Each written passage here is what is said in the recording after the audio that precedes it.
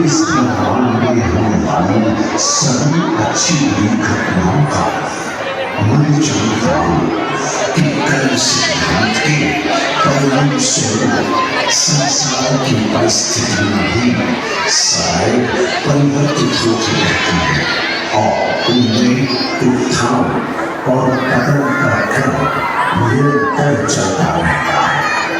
किंतु जब जब धरती पर अनाचार, दुराचार और कर्तव्यता की पराकाष्ठा होती है, तब तब कुछ ऐसे प्रखर ऊर्जावान महापुरुष अपने ऊपर नहीं आ रही है, ये पीछे ही आ रही है। जो पापाचार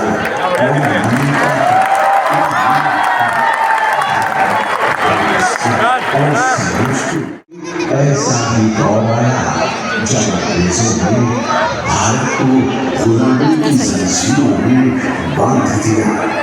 देश उनके अत्याचारों और भीषण यातनाओं से करह रहा था। तभी 10 अक्टूबर 1946 को कर्नाटक के सरलगा गांव में जन्म लिया एक महान 10 माह देश का गुलामी के बंधन से मुक्त होना प्रथम संकेत था कि इस धरती पर अब किसी महापुरुष का अवतरण हो चुका है।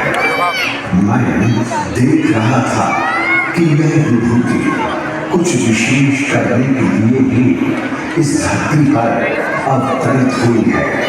30 जून 1968 को आचार्य श्री ज्ञान सागर जी महाराज ने जब इस विभूति को नील दीक्षा और फिर आचार्य पद प्रदान कर दिया, तब संयम पथ के ये महापथिक आचार्य श्री विद्यासागर जी महाराज के रूप में जन जन के कल्याण के लिए निकल पड़े। मैंने देखा है कि इस महान तपस्वी के कदम जिस ओर बढ़ रहे थे, वहां स्वर्ण सूत्र अंकित कर नए मानव बनते जा रहे थे। ये देख मैं अचंभित था कि दिन में एक बार स्वादों से रहित सादा आहार लेने वाले ये दिगंबर संत जो धन को लेना तो क्या उसकी ओर देखना भी नहीं चाहते, तो वे इतने अद्भुत अकल्पनीय कार्य कैसे कर सकते हैं?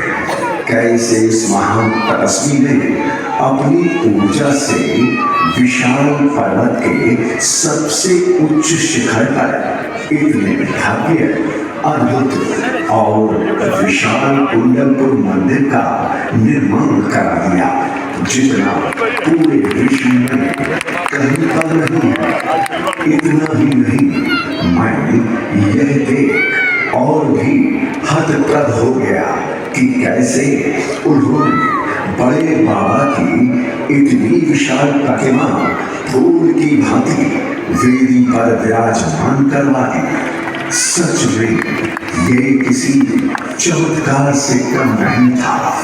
बड़ी सहजता के साथ उन्होंने सर्वोदय, भाग्योदय, कुंडलपुर नेमावर और अमरकंटक जैसे अनेकों भव्य जिन मंदिरों का निर्माण करवाकर एक अनूठी मिसाल कायम कर दी। मैंने देखा है कि करोड़ों की सैलरी पाने वाले IIT पास लोगों सहित अनेकों प्रकार विद्वान जन अपनी सुख, समृद्धि और उच्च पदों को छोड़कर दीक्षा लेने के लिए इस महान संत के श्री चरणों में पंक्तिबद्ध खड़े थे। और मुझे ये बताते हुए बड़ी ही प्रसन्नता एवं गौरव की अनुभूति हो रही है कि किस प्रकार गुरुओं के इस महान पाठी ने अपनी कुशलता और दक्षता से 500 से अधिक कोहिनूर हीरों को तराश कर उन्हें दीक्षाएं प्रदान कर चतुर्दिवसीय यह आचार्य श्री द्वारा प्रदान की गई शिक्षाओं और संस्कारों का ही परिणाम है कि वही कोहिनूर आज निर्यापक, श्रमण, मुनिवर, आर्यकाओं और क्षुल्लकाओं के रूप में पूरे देश में भ्रमण करते हुए धर्म की नैतिक प्रभावना करने के साथ ही आत्म कल्याण के मार्ग पर निरंतर अग्रसर है। इतना ही नहीं, आचार्य भगवान ने 1000 से अधिक दीदी और भैया जी को ब्रह्मचर्य व्रत प्रदान कर उनके जीवन को भी धन्य कर दिया है। आचार्य श्री अतीत के ज्ञान में भी आज की अनेक चुनौतियों का समाधान देखते थे। इसलिए नई पीढ़ी में सुचरित्र वाली संस्कारों को संरक्षित करने के साथ साथ भारतीय संस्कृति के संवर्धन और संरक्षण के लिए उन्होंने सैकड़ों गुरुकुल के साथ ही स्त्रियों के आत्मसम्मान एवं संस्कार हेतु विशेष तौर पर प्रतिभा स्थली की स्थापना करवाई। यूं तो मैं एक लंबे कालखंड से विदेशियों द्वारा भारत पर किए गए अत्याचारों और संहारों को देख दुखी था, किंतु मेरा हृदय तब और अधिक द्रवित हुआ जब अंग्रेजों ने भारत की पहचान मिटाने के उद्देश्य से इसका नाम इंडिया प्रचलित कर दिया।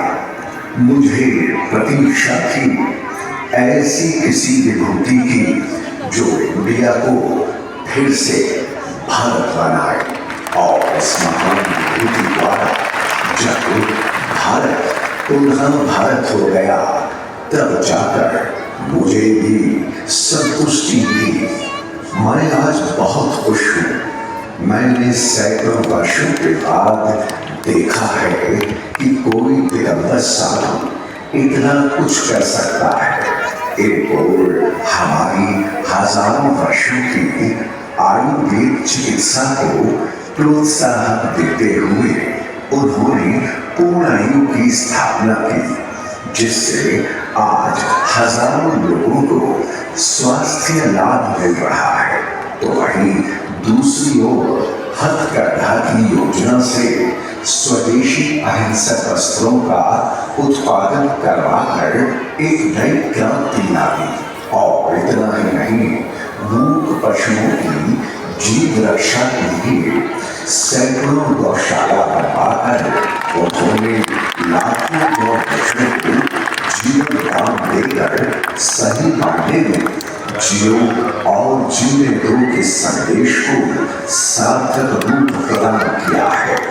मैंने अनुभव किया है कि जिनके पास पिछी कमंडल के अतिरिक्त कुछ भी नहीं था, फिर भी उनके आगे राष्ट्रपति, प्रधानमंत्री, नेता, साधु संतों के साथ ही अनेकों श्रेष्ठ और गणमान्य जन सभी नतमस्तक होते थे और अपनी समस्याओं के समाधान के साथ ही उनका आशीर्वाद लेकर स्वयं के जीवन को धन्य कर लेते थे।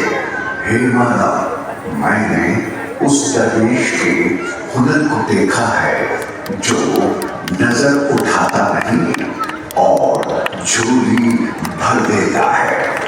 मैंने इस धरा पर तीर्थंकर भगवंतों सहित अनेकों महान संत, महापुरुष एवं एक से बढ़कर एक विभूति को आते और जाते हुए देखा है, किंतु भगवान महावीर स्वामी के जन्म के 2600 वर्षों के बाद पहली बार ऐसी महान शक्ति के दर्शन हुए हैं जो आए और जन जन का कल्याण करके बिना किसी को बताए समता पूर्वक समाधि लेकर चले गए। एक दिन सबको यहाँ से रवाना होना है, पीछे देख। जब होना ही ये पक्का है, इसलिए हमेशा हमेशा भगवान की नाम लेते रहो और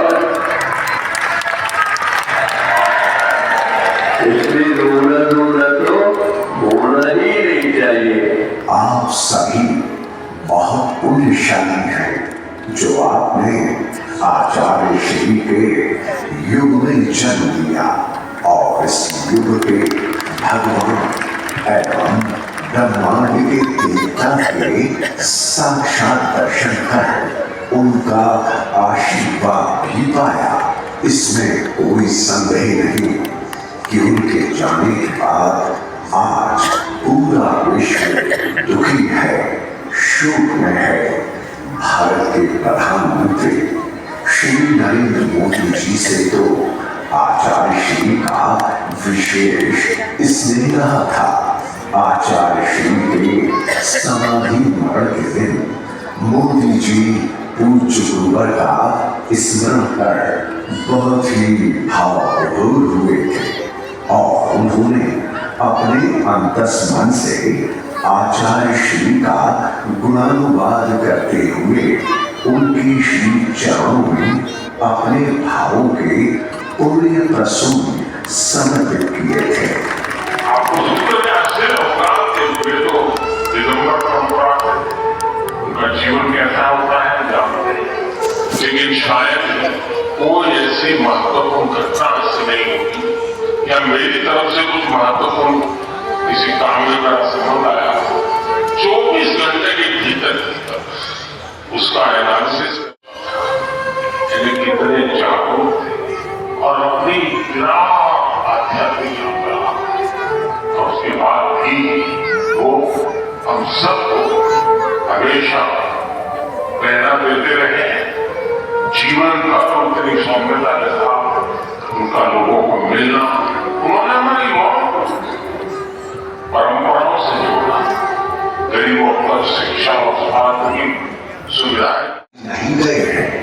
वे देवलोक में अपने गुरुदेव के पास हैं और वहीं से आप सभी को आशीर्वाद दे रहे हैं। सिर्फ थोड़ा सा याद करो और ध्यान लगाओ, वे आपके पास आ जाएंगे। हे मानव, विधि अनुसार मैं इस तथ्य से भी भली भांति परिचित हूँ कि आचार्य श्री अगले भाव में निश्चित रूप से तीर्थंकर पद प्राप्त करें और मुझे उनकी आंखों कल्याण देखने का सौभाग्य मिलेगा। यदि आप भी आचार्य श्री के बताए रास्ते पर चलकर धर्म करके अपने पुण्यों में वृद्धि करते जाएं तो हो सकता है कि आपको पुनः आचार्य श्री के साथ जन्म लेकर उनके पंच कल्याण मनाने का परम सौभाग्य प्राप्त हो जाए।